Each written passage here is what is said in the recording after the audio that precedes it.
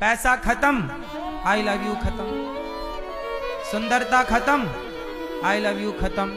इसलिए आज के लड़कों का जो आजकल शादी करते हैं ना, तलाक हो जाता है। क्यों? क्योंकि शादी करी थी ना सुंदरता देख के, और वो सुंदरता उसकी नेचुरल थी नहीं, बेचारी मेकअप करके आई थी। वो मेकअप के चक्कर में आई लव यू कह दिया। जब मेकअप उतार के खड़ी हुई तो उसका आई लव यू बह गया मेकअप के साथ। अरे हमने तो सोचा कुछ और था, थी कुछ और दिख रही थी, तो कुछ और, फोटो में कुछ और था, फिल्टर लगा के फोटो ले ली, सामने आई तो वो बंदरिया थी। अब फोटो में बड़ी सुंदरिया दिख रही थी। बोलो हाँ। तो ये तो आजकल आई लव यू का हाल है। बेचारा आई लव यू रो रहा है, आई लव यू भी परेशान है आजकल। बोलो हाँ। इसका मतलब है कि लड़कियों को ये बात समझनी चाहिए कि कोई आपको आई लव यू नहीं बोलता, आपकी सुंदरता को आई लव यू है। जिस दिन चिंगम है, चिंगम, चिंगम में, चिंगम को आदमी मुंह में तब तक रखता है जब तक उसमें स्वाद होता है, रस होता है। स्वाद खत्म, रस खत्म, चबा के थूक दिया जाता है किनारे, चिंगम। बोलो हाँ, ऐसा ही है। जब तक तुम में स्वाद मिल रहा है सामने वाले को, तब तक आई लव यू है। स्वाद खत्म, तुम्हें कुकर में पका दिया जाएगा, तुम्हारे टुकड़े टुकड़े करके बैग में भर दिए जाएंगे। बोलो हाँ। सब कुछ देख के भी तुम अंधे बनो तो धृतराष्ट्र तुम ही का नाम पड़ेगा। फिर सब जानते हुए भी तुम्हारी पट्टी ना उतरे तो गांधारी हो तुम। आज की समाज को देखकर भी यदि आपकी आंखें ना खुली, आज के माहौल को देखकर भी यदि तुम्हारी लड़की और लड़के नहीं सीखे, तो फिर धृतराष्ट्र हैं ये, और इनके सर्वनाश का कारण फिर यही है। फिर मत रोना। समाज दर्पण है, रोज आए दिन केस हो रहे हैं, फिर भी तुम्हारी अक्ल नहीं आ रही है, फिर भी तुम्हारा प्यार का भूत नहीं उतर रहा है, तो बाद में मत रोना, क्योंकि बाद में तुम्हारे पास सिवाय रोने के कुछ ना रहेगा। बात सही है कि गलत है? इसलिए हमारी बहन बेटियों को कोई आपको आई लव यू कहे, तुरंत जस का तस उसका आई लव यू उसके मुंह पे मारो। ले तेरा आई लव यू नालायक कहीं के, उसका आई लव यू लेने का नहीं। हा? और कोई लड़की आई लव यू कहे, आजकल लड़कियों का तो आई लव यू लो ही मत। इनका आई लव यू 25-30 लाख से उतारेगा, खेत वे सब बिक जाएगा, तुम्हारा बाप कंगाल हो जाएगा आई लव यू के चक्कर में। बोलो हाँ। पहले आई लव यू बोलती है, बाद में तलाक के कागज बोली 20 लाख दो। इसलिए लड़कों को बिल्कुल सावधान, लड़कियों का आई लव यू तो लो ही मत। बाहर दरवाजे पे लिख दो, कृपया अपना आई लव यू अपने पास रखें। क्यों जी, बात सही है कि नहीं? फिर कितने लड़के बेचारे शादी करके और फिर उसका मेंटेनेंस दे रहे हैं, और वो दूसरे के संग मौज कर रही है, मेंटेनेंस इससे ले रही है, और 10 लाख 20 लाख 50 लाख। आजकल सबसे बढ़िया धंधा क्या है? तलाक। शादी करो, तलाक का केस डाल दो, 10-20 लाख कहीं नहीं गए।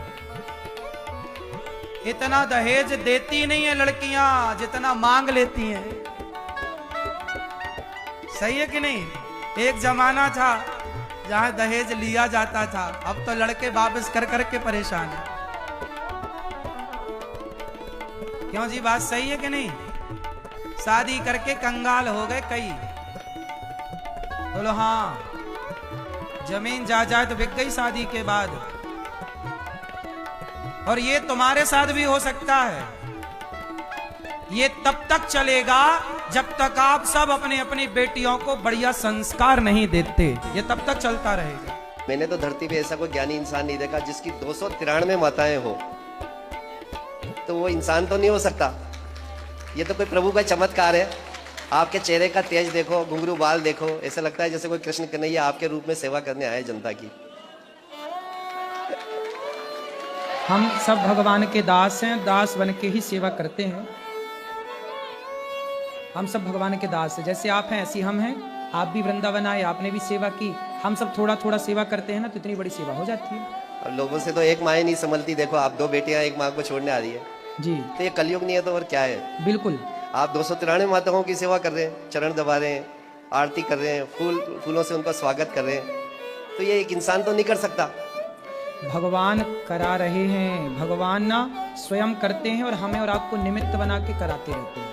प्रजा की सेवा करना, भोजन प्रसादी कराना, जगह जगह एक दिन में 2-2 कथाएं करना, 3 घंटे यहाँ 3 घंटे वहाँ। मैं बहुत कथाएं सुनता हूँ गुरुजी आपकी जी। और अभी 11-12 दिन 15 दिन ही होंगे लड्डू भगवान जी को बिठाने के लिए। मैं तो भोलेनाथ का भगत था। मैंने उनसे कहा कि मैं इनकी सेवा करना चाहता हूँ। आपने मुझे 25-30 साल अपने चरणों में रखा, मैंने कहा इनको दे दो आप। अब तो 15 दिन पहले इनको लड्डू भगवान जी को लेके आया, तो एकदम इन्होंने भाव बनाया कि चलो गुरुजी के यहाँ चलते हैं। इनकी और मेरी टिकट करा दी मैंने। बिल्कुल। शाम होते होते इनका मूड ही नहीं था कि मैं तो नहीं जाऊंगी, थकी हुई हूँ बहुत, तो इनका मूड भी बन गया जी। तो इन्होंने कहा कि भाई लड्डू भगवान जी को अपन घर ही रख देते हैं, क्योंकि गुरुजी कहते हैं इनको जगह जगह ले जाने से पाप पड़ता है। इसने कहा, मैंने इनकी बात मान ली। मैंने कहा चलो।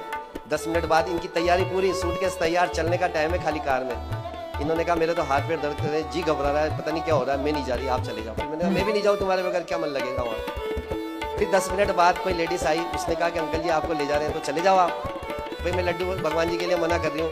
उन्होंने कहा इनको साथ में ले जाओ, ये जाना चाहते हैं। मैंने इनसे कहा कि तुम लड्डू भगवान जी से कह दो कि हम आपको लेके जा रहे हैं। 10 मिनट बाद तो पूरा शरीर सही हो गया। और आधा घंटा है ट्रेन में और 20 किलोमीटर चलाना है, ट्रैफिक बहुत रहता है कोटा शहर में। मैंने इतनी फास्ट गाड़ी चलाई, तो भी मैंने कहा कोटा से चलती है कोटा पटना, और 1 मिनट भी लेट नहीं होती। मैंने इनसे कहा आज तो 15 मिनट लेट कर दो गाड़ी आप, नहीं तो मेरी गाड़ी छूट जाएगी। 15 मिनट तक गाड़ी नहीं गई। यात्री कह रहे थे जिंदगी में पहली बार ये गाड़ी लेट हुई। चलो ये भगवान की कृपा है। ये 11 दिन में 15 दिन में मतलब मेरे हृदय में बस गया, मैं इनके हृदय में बस गया।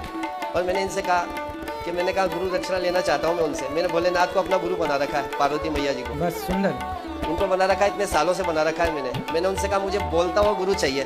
आपसे बड़ा गुरु तो धरती पे क्या पूरे विश्व में नहीं है। आप जो मुझे दे रहे हैं, खाना पीना सोना सब कुछ दे रहे हैं, कोई कमी नहीं दे रहे जीवन में, लेकिन मुझे बोलता हुआ गुरु चाहिए। मैंने भोलेनाथ से ये कहा, तो उन्होंने लड्डू भगवान जी से कहा कि तू इनको वहाँ ले जा, और मैंने गुरु दक्षिणा भी ली आपसे।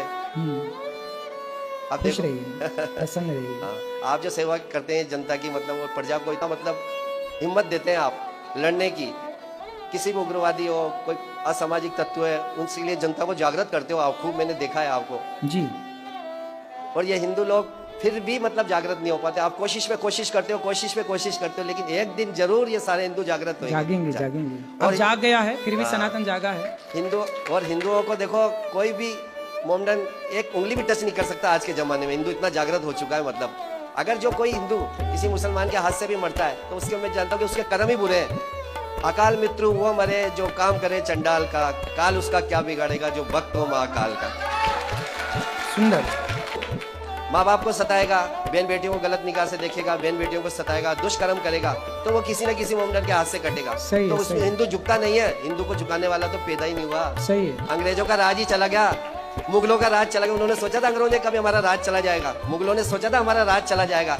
आज अंग्रेज और मुगलों ने भी हथियार डाल दिया हिंदुस्तानियों के आगे। तो ये 10% 15% संख्या हिंदुस्तान में कुछ नहीं कर सकते हिंदुओं की जनसंख्या और पावर इतना मजबूत कर दिया आपने कि अब हिंदू कभी थक नहीं सकता, ना हार सकता है। बस ये है कि आपके साथ चलने के लिए हिंदुओं को थोड़ी मेहनत करनी पड़ेगी। आप 11 कदम चलते हो, हम 1 कदम चलते हैं। जिस दिन हम 4 कदम भी आपके साथ चल गए ना, तो इस देश का उद्धार हो जाएगा। आज देश में व्यापार नहीं है, देख लो आप जानते हो देश की व्यापार की स्थिति कितनी ज्यादा खराब है कि नहीं? आपको भी पता है इतनी व्यापार की स्थिति खराब है। और व्यापार से बीवी बच्चे चलते हैं, आप जानते हो। व्यापार से धर्म कर्म होता है। आज जो धरती पे जितना भी पाप हो रहा है, कुदरत खेल खेल रही है। इसी वजह से खेल रही है कि धरती पे पाप बहुत हो रहा है। पाप का कारण यह है कि लोगों को बिजनेस नहीं है। जब आदमी के पास पैसा खर्च करने के लिए नहीं होगा, बीवी बच्चों के लिए, पढ़ाई के लिए, गौ माता के लिए, धर्म के लिए, तो पाप की तरह भी दौड़ेगा वो। सही। और पाप अपने पैर जमाता जा रहा है धीरे धीरे करके। इसमें देखो कुछ गलती तो मैं देश के प्रधानमंत्री सही कह रहे हैं, बढ़िया है, अच्छा है। भगवान करें कि सबका व्यापार अच्छा चले। आज गौ माता कट रही है, आप बार बार जागृत करते हो, तो कहीं ना कहीं प्रधानमंत्री की कमजोरी है। 2000 का नोट तो आप फट बंद कर देते हो, 1000 का नोट आप फट बंद कर देते हो, रात को सोते हो, सुबह नया कानून ले आते हो। ये सब करने के लिए आप बढ़िया हो, अपनी वाह कराने के लिए भी बढ़िया हो, सब कुछ हो, आप एक गौ माता के लिए नहीं कर सकते। आज प्रधानमंत्री अगर ये बात को घोषित कर दे कि कल से गौ माता राष्ट्रीय मानी जाएगी, तो क्या नहीं मानेगी देश की जनता? बिल्कुल बिल्कुल सही उनकी है, बात का विरोध करने वाला तो पैदा ही नहीं हुआ, और वो एक कदम आगे बढ़ाते हैं तो फिर पीछे नहीं हटाते। सही है। आज हिंदुओं के लिए उन्होंने बहुत कुछ करा है। आज विदेश में देख लो आप, बड़े बड़े अंग्रेज लोग उनके पैर छू रहे, राष्ट्रपति, प्रधानमंत्री, सब कुछ छू रहे। लेकिन एक इंसान में सारे गुण नहीं हो सकते। लेकिन कम से कम आप गुरु की वाणी से, लोगों की, जनता से सुन रहे हो कि प्रजा इतनी परेशान है, अरे तो कुछ तो करो जनता के लिए, व्यापार लाओ, महंगाई का स्तर गिराओ, गौ सही माता के लिए सोचो, बहन बेटियों के लिए सोचो। आज बहन बेटियों को देख लो, छोटे छोटे बच्चियों के साथ कितना दुष्कर्म हो रहा है। अगर प्रधानमंत्री चाहे तो कोई सख्त कानून नहीं बना सकता क्या? सब कुछ बना सकता है। सही है, क्या नहीं कर सकता? बिल्कुल आपकी बात पहुंचेगी। आप सबको थोड़ा थोड़ा अवसर दीजिए। बहुत सुंदर, सही कहा आपने।